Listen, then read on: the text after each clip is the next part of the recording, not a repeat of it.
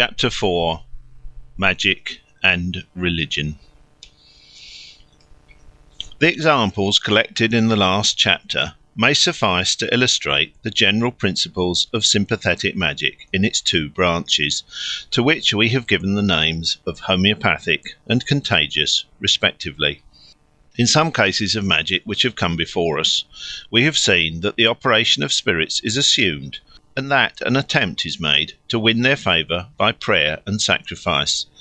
But these cases are on the whole exceptional. They exhibit magic tinged and alloyed with religion. Wherever sympathetic magic occurs in its unadulterated form, it assumes that in nature one event follows another necessarily and invariably, without the intervention of any spiritual or personal agency. Thus its fundamental conception is identical with that of modern science.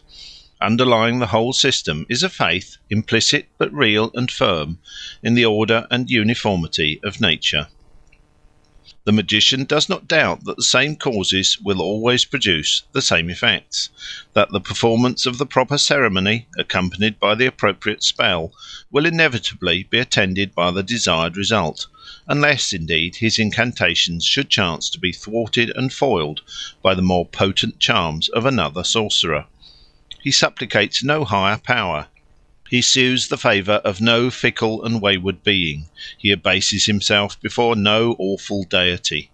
Yet his power, great as he believes it to be, is by no means arbitrary and unlimited. He can wield it only so long as he strictly conforms to the rules of his art, and to what may be called the rules of nature as conceived by him. To neglect these rules, to break these laws in the smallest particular, is to incur failure, and may even expose the unskilful practitioner himself to the utmost peril. If he claims a sovereignty over nature, it is a constitutional sovereignty, rigorously limited in its scope and exercised in exact conformity with ancient usage. Thus the analogy between the magical and the scientific conceptions of the world is close. In both of them, the succession of events is assumed to be perfectly regular and certain, being determined by immutable laws, the operation of which can be foreseen and calculated precisely. The elements of caprice, of chance, and of accident are banished from the course of nature. Both of them open up a seemingly boundless vista of possibilities to him who knows the causes of things and can touch the secret springs that set in motion the vast and intricate mechanisms of the world. Hence the strong attraction which magic and science alike have exercised on the human mind. Hence the powerful stimulus that both have given to the pursuit of knowledge.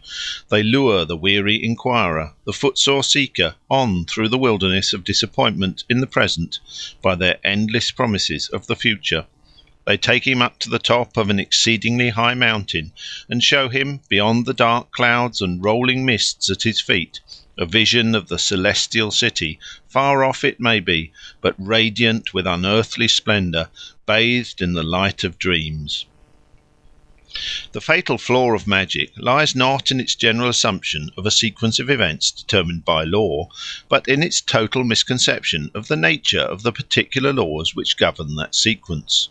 If we analyse the various cases of sympathetic magic which have been passed in review in the preceding pages, and which may be taken as fair samples of the bulk, we shall find, as I have already indicated, that they are all mistaken applications of one or other of two great fundamental laws of thought, namely the association of ideas by similarity, and the association of ideas by contiguity in space or time. A mistaken association of similar ideas produces homeopathic or imitative magic. A mistaken association of contiguous ideas produces contagious magic. The principles of association are excellent in themselves, and indeed absolutely essential to the working of the human mind. Legitimately applied, they yield science. Illegitimately applied, they yield magic, the bastard sister of science. It is therefore a truism, almost a tautology, to say that all magic is necessarily false and barren, for were it ever to become true and faithful, it would no longer be magic but science. From the earliest times, man has been engaged in a search for general rules whereby to turn the order of natural phenomena to his own advantage, and in the long search he has scraped together a great hoard of such maxims, some of them golden and some of them mere dross. The true or golden rules constitute the body of applied science which we call the arts. The false are magic. If magic is thus next of kin to science, we have still to inquire how it stands related to religion. But the view we take of that relation will necessarily be coloured by the idea which we have formed of the nature of religion itself. Hence a writer may reasonably be expected to define his conception of religion before he proceeds to investigate its relation to magic. There is probably no subject in the world about which opinions differ so much as the nature of religion, and to frame a definition of it which would satisfy everyone must obviously be impossible. All that a writer can do is first to say clearly what he means by religion, and afterwards to employ the word consistently in that sense throughout his work. By religion, then, I understand a propitiation or conciliation of powers superior to man, which are believed to direct and control the course of nature and of human life. Thus defined, religion consists of two elements, a theoretical and a practical, namely, a belief in powers higher than man, and an attempt to propitiate or please them.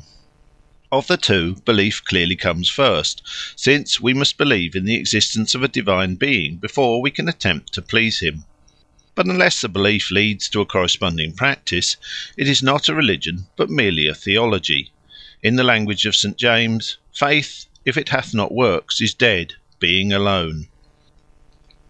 In other words, no man is religious who does not govern his conduct in some measure by the fear or love of God. On the other hand, mere practice, divested of all religious belief, is also not religion.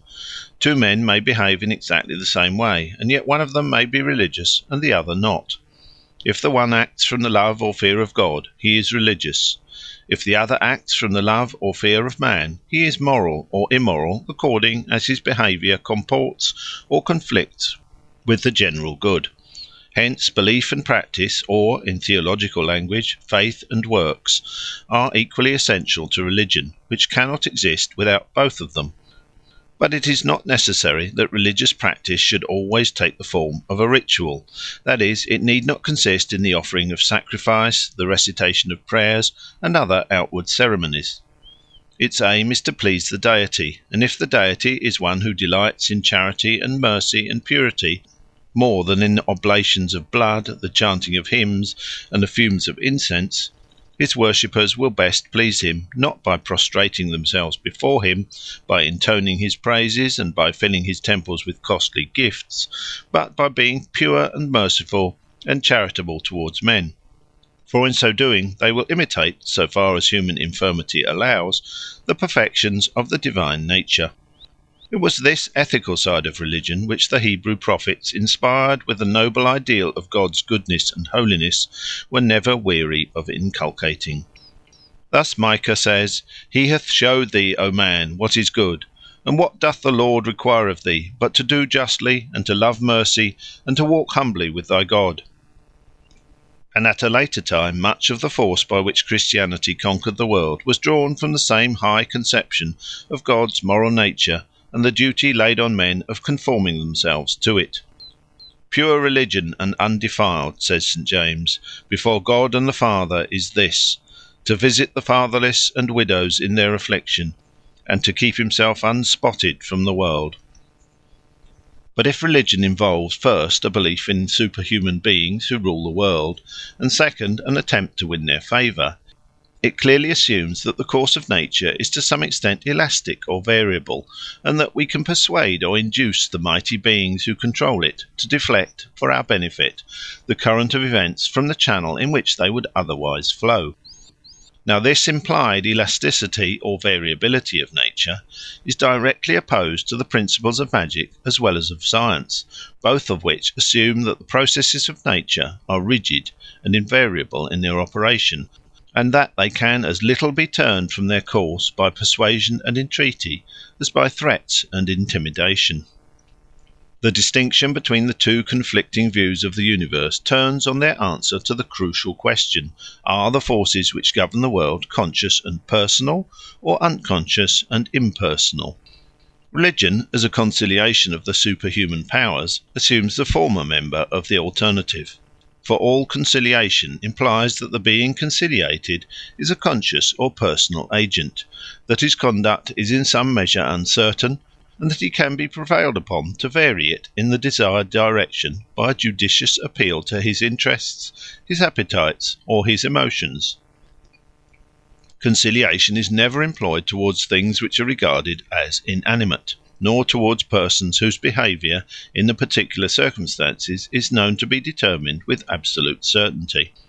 Thus, in so far as religion assumes the world to be directed by conscious agents, who may be turned from their purpose by persuasion, it stands in fundamental antagonism to magic as well as to science, both of which take for granted that the course of nature is determined not by the passions or caprice of personal beings, but by the operation of immutable laws acting mechanically. In magic, indeed, the assumption is only implicit, but in science it is explicit. It is true that magic often deals with spirits, which are personal agents of the kind assumed by religion, but whenever it does so in its proper form, it treats them exactly in the same fashion as it treats inanimate agents, that is, it constrains or coerces instead of conciliating or propitiating them, as religion would do. Thus it assumes that all personal beings, whether human or divine, are in the last resort subject to those impersonal forces which control all things, but which nevertheless can be turned to account by anyone who knows how to manipulate them by the appropriate ceremonies and spells. In ancient Egypt, for example, the magicians claimed the power of compelling even the highest gods to do their bidding, and actually threatened them with destruction in case of disobedience. Sometimes, without going quite so far as that, the wizard declared that he would scatter the bones of Osiris or reveal his sacred legend if the god proved contumacious. Similarly, in India at the present day, the great Hindu trinity itself of Brahma, Vishnu, and Shiva is subject to the sorcerers, who, by means of their spells, exercise such an ascendancy over the mightiest deities that these are bound submissively to execute on earth below or in heaven above whatever commands their masters the magicians may please to issue. There is a saying everywhere current in India: the whole universe is subject to the gods are subject to the spells, mantras, the spells to the Brahmans, therefore the Brahmans are our gods. This radical conflict of principle between magic and religion sufficiently explains the relentless hostility with which in history the priest has often pursued the magician. The haughty self-sufficiency of the magician, his arrogant demeanour towards the higher powers, and his unabashed claim to exercise a sway like theirs, could not but revolt the priest, to whom, with his awful sense of divine majesty, and his humble prostration in the presence of it, such claims and such a demeanour must have appeared an impious and blasphemous usurpation of prerogatives that belong to God alone. And sometimes, we may suspect, lower motives concurred to whet the edge of the priest's hostility. He professed to be the proper medium, the true intercessor between God and man, and no doubt his interests as well as his feelings were often injured by a rival practitioner who preached a surer and smoother road to fortune than the rugged and slippery path of divine favour. Yet this antagonism, familiar as it is to us, seems to have made its appearance comparatively late in the history of religion. At an earlier stage the functions of priest and sorcerer were often combined, or, to speak perhaps more correctly, were not yet differentiated from each other. To serve his purpose, man wooed the goodwill of gods or spirits by prayer and sacrifice, while at the same time he had recourse to ceremonies and forms of words which he hoped would of themselves bring about the desired result without the help of god or devil. In short, he performed religious and magical rites simultaneously.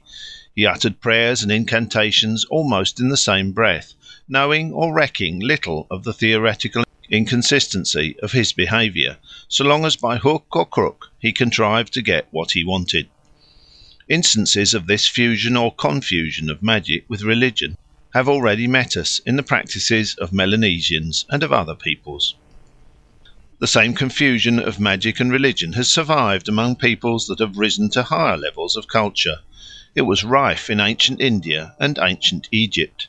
It is by no means extinct among European peasantry at the present day. With regard to ancient India, we are told by an eminent Sanskrit scholar that the sacrificial ritual at the earliest period of which we have detailed information is pervaded with practices that breathe the spirit of the most primitive magic. Speaking of the importance of magic in the East, and especially in Egypt, Professor Maspero remarks that we ought not to attach to the word magic the degrading idea which it almost inevitably calls up in the mind of a modern. Ancient magic was the very foundation of religion. The faithful who desired to obtain some favour from a god had no chance of succeeding except by laying hands on the deity, and this arrest could only be effected by means of a certain number of rites, sacrifices, prayers, and chants which the god himself had revealed, and which obliged him to do what was demanded of him. Among the ignorant classes of modern Europe, the same confusion of ideas, the same mixture of religion and magic, crops up in various forms. Thus we are told that in France the majority of the peasants still believe that the priest possesses a secret and irresistible power over the elements. By reciting certain prayers which he alone knows and has the right to utter, yet for the utterance of which he must afterwards demand absolution, he can, on an occasion of pressing danger, arrest or reverse for a moment the action of the eternal laws of the physical world. The winds, the storms, the hail, and the rain are at his command and obey his will. The fire also is subject to him, and the flames of a conflagration are extinguished at his word. For example, French peasants used to be, perhaps are still, persuaded that the priests could celebrate, with certain special rites, a Mass of the Holy Spirit, of which the efficacy was so miraculous that it never met with any opposition from the divine will. God was forced to grant whatever was asked of him in this form, however rash and importunate might be the petition. No idea of impiety or irreverence attached to the rite in the minds of those who, in some of the great extremities of life, sought by this singular means to take the kingdom of heaven by storm. The secular priests generally refused to say the Mass of the Holy Spirit, but the monks, especially the Capuchin friars, had the reputation of yielding with less scruple to the entreaties of the anxious and distressed. In the constraint thus supposed by Catholic peasantry to be laid by the priest upon the deity, we seem to have an exact counterpart of the power which the ancient Egyptians ascribed to their magicians. Again, to take another example, in many villages of Provence, the priest is still reputed to possess the faculty of averting storms. It is not every priest who enjoys this reputation, and in some villages, when a change of pastors takes place, the parishioners are eager to learn whether the new incumbent has the power, pouder, as they call it. At the first sign of a heavy storm, they put him to the proof by inviting him to exorcise the threatening clouds, and if the result answers to their hopes, the new shepherd is assured of the sympathy and respect of his flock. In some parishes, where the reputation of the curate in this respect stood higher than that of his rector, the relations between the two have been so strained in consequence that the bishop has had to translate the rector to another benefice. Again, Gascon peasants believe that to revenge themselves on their enemies, bad men will sometimes induce a priest to say a mass called the Mass of Saint-Sécaire. Very few priests know this mass, and 3/4 of those who do know it would not say it for love or money. None but wicked priests dare to perform the gruesome ceremony, and you may be quite sure that they will have a very heavy account to render for it at the last day. No curate or bishop, not even the Archbishop of Auch, can pardon them. That right belongs to the Pope of Rome alone. The Mass of Saint-Sécaire may be said only in a ruined or deserted church, where owls mope and hoot, where bats flit in the gloaming, where gypsies lodge of nights, and where toads squat under the desecrated altar. Thither the bad priest comes by night with his lighter love. and at the first stroke of 11 he begins to mumble the mass backwards, and ends just as the clocks are knelling the midnight hour. His leman acts as his clerk. The host he blesses is black and has 3 points. He consecrates no wine, but instead he drinks the water of a well into which the body of an unbaptized infant has been flung. He makes the sign of the cross, but it is on the ground and with his left foot, and many other things he does which no good Christian could look upon without being struck blind and deaf and dumb for the rest of his life. But the man for whom the Mass is said withers away little by little, and nobody can say what is the matter with him. Even the doctors can make nothing of it. They do not know that he is slowly dying of the Mass of Saint-Sécaire. Yet, though magic is thus found to fuse and amalgamate with religion in many ages and in many lands, there are some grounds for thinking that this fusion is not primitive, and that there was a time when man trusted to magic alone for the satisfaction of such wants as transcended his immediate animal cravings. In the first place, a consideration of the fundamental notions of magic and religion may incline us to surmise that magic is older than religion in the history of humanity. We have seen that on the one hand magic is nothing but a mistaken application of the very simplest and most elementary processes of the mind, namely the association of ideas by virtue of resemblance or contiguity, and that, on the other hand, religion assumes the operation of conscious or personal agents superior to man, behind the visible screen of nature. Obviously, the conception of personal agents is more complex than a simple recognition of the similarity or contiguity of ideas, and a theory which assumes that the course of nature is determined by conscious agents is more abstruse and recondite, and requires for its apprehension a far higher degree of intelligence and reflection than the view that things succeed each other simply by reason of their contiguity or resemblance. The very beasts associate the ideas of things that are like each other or that have been found together in their experience, and they could hardly survive for a day if they ceased to do so. But who attributes to the animals a belief that the phenomena of nature are worked by a multitude of invisible animals, or by one enormous and prodigiously strong animal behind the scenes? It is probably no injustice to the brutes to assume that the honour of devising a theory of this latter sort must be reserved for human reason.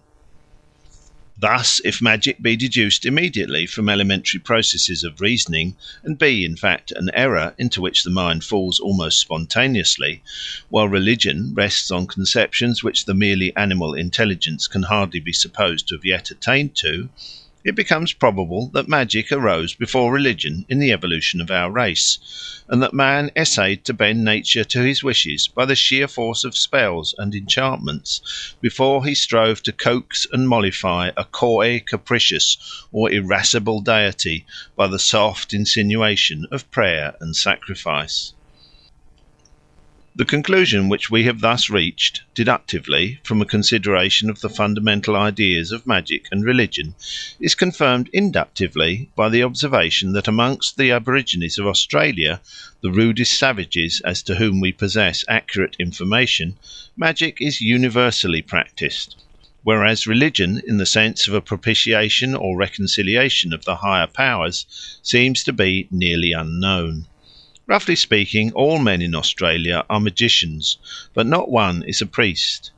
Everybody fancies he can influence his fellows or the course of nature by sympathetic magic, but nobody dreams of propitiating gods by prayer and sacrifice.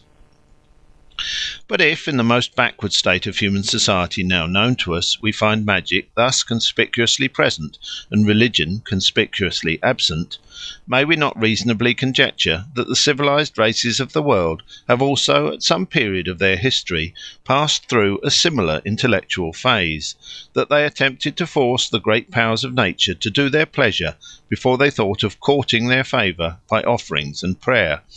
In short, that just as on the material side of human culture there has everywhere been an age of stone, so on the intellectual side there has everywhere been an age of magic. There are reasons for answering this question in the affirmative. When we survey the existing races of mankind from Greenland to Tierra del Fuego, or from Scotland to Singapore, we observe that they are distinguished one from the other by a great variety of religions, and that these distinctions are not, so to speak, merely coterminous with the broad distinctions of race, but descend into the minuter subdivisions of states and commonwealths, nay, that they honeycomb the town, the village, and even the family, so that the surface of society all over the world is cracked and seamed, sapped and mined, with rents and fissures and yawning crevices opened up by the disintegrating influence of religious dissension. Yet, when we have penetrated through these differences, which affect mainly the intelligent and thoughtful part of the community, we shall find underlying them all a solid stratum of intellectual agreement among the dull, the weak, the ignorant, and the superstitious, who constitute, unfortunately, the vast majority of mankind. One of the great achievements of the 19th century was to run shafts down into this low mental stratum in many parts of the world, and thus to discover its substantial identity everywhere. It is beneath our feet, and not very far beneath them, here in Europe at the present day, and it crops up on the surface in the heart of the Australian wilderness, and wherever the advent of a higher civilization has not crushed it underground. This universal faith, this truly Catholic creed, is a belief in the efficacy of magic. While religious systems differ not only in different countries, but in the same country in different ages, the system of sympathetic magic remains everywhere and at all times substantially alike in its principles and practice. Among the ignorant and superstitious classes of modern Europe, it is very much what it was thousands of years ago in Egypt and India, and what it now is amongst the lowest savages surviving in the remotest corners of the world. If the test of truth lay in a show of hands or a counting of heads, the system of magic might appeal, with far more reason than the Catholic Church, to the proud motto quod semper, quod ubique, quod ab omnibus, as the sure and certain credential of its own infallibility. It is not our business here to consider what bearing the permanent existence of such a solid layer of savagery beneath the surface of society and unaffected by the superficial changes of religion and culture has upon the future of humanity. The dispassionate observer whose studies have led him to plumb its depths can hardly regard it otherwise than as a standing menace to civilization. We seem to move on a thin crust which may at any moment be rent by the subterranean forces slumbering below. From time to time a hollow murmur underground or a sudden spurt of flame into the air tells of what is going on beneath our feet. Now and then the polite world is startled by a paragraph in a newspaper which tells how in Scotland an image has been found stuck full of pins for the purpose of killing an obnoxious laird or minister, how a woman has been slowly roasted to death as a witch in Ireland, or how a girl has been murdered and chopped up in Russia to make those candles of human tallow by whose light thieves hope to pursue their midnight trade unseen. But whether the influences that make for further progress, or those that threaten to undo what has already been accomplished, will ultimately prevail, whether the impulsive energy of the minority or the dead weight of the majority of mankind will prove the stronger force to carry us up to the higher heights or to sink us into the lower depths, are questions rather for the sage, the moralist, and the statesman, whose eagle vision scans the future, than for the humble student of the present and the past. Here we are only concerned to ask how far the uniformity, the universality, and the permanence of a belief in magic, compared with the endless variety and the shifting character of religious creeds, raises a presumption that the former represents a ruder and earlier phase of the human mind, through which all the races of mankind have passed, or are passing, on their way to religion and science. If an age of religion has thus everywhere, as I venture to surmise, been preceded by an age of magic, it is natural that we should inquire what causes have led mankind, or rather a portion of them, to abandon magic as a principle of faith and practice, and to betake themselves to religion instead. When we reflect upon the multitude, the variety, and the complexity of the facts to be explained, and the scantiness of our information regarding them, we shall be ready to acknowledge that a full and satisfactory solution of so profound a problem is hardly to be hoped for, and that the most we can do in the present state of our knowledge is to hazard a more or less plausible conjecture. With all due diffidence, then, I would suggest that a tardy recognition of the inherent falsehood and barrenness of magic set the more thoughtful part of mankind to cast about for a truer theory of nature and a more fruitful method of turning her resources to account.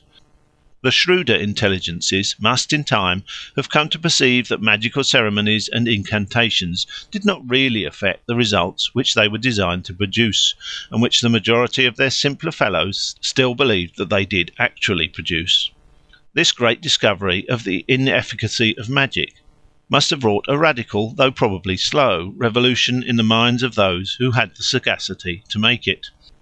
The discovery amounted to this, that men for the first time recognised their inability to manipulate at pleasure certain natural forces which hitherto they had believed to be completely within their control. It was a confession of human ignorance and weakness. Man saw that he had taken for causes what were no causes, and that all his efforts to work by means of these imaginary causes had been vain. His painful toil had been wasted, his curious ingenuity had been squandered to no purpose.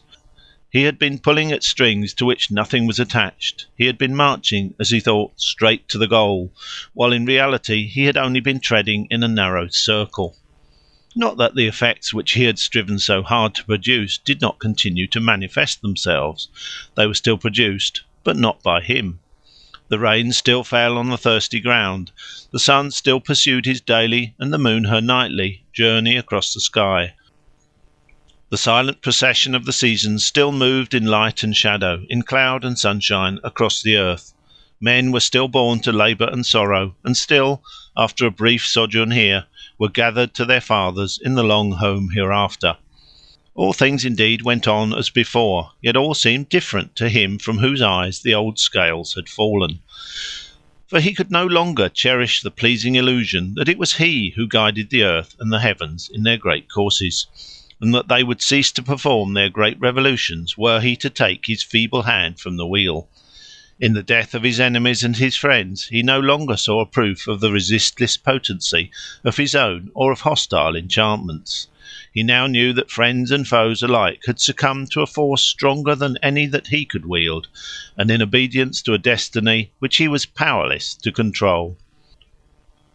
Thus, cut adrift from his ancient moorings and left to toss on a troubled sea of doubt and uncertainty, his old happy confidence in himself and his powers rudely shaken, our primitive philosopher must have been sadly perplexed and agitated, till he came to rest, as in a quiet haven after a tempestuous voyage, in a new system of faith and practice, which seemed to offer a solution of his harassing doubts, and a substitute, however precarious, for that sovereignty over nature which he had reluctantly abdicated. If the great world went on its way without the help of him or his fellows, it must surely be because there were other beings like himself, but far stronger, who, unseen themselves, directed its course and brought about all the varied series of events which he had hitherto believed to be dependent on his own magic.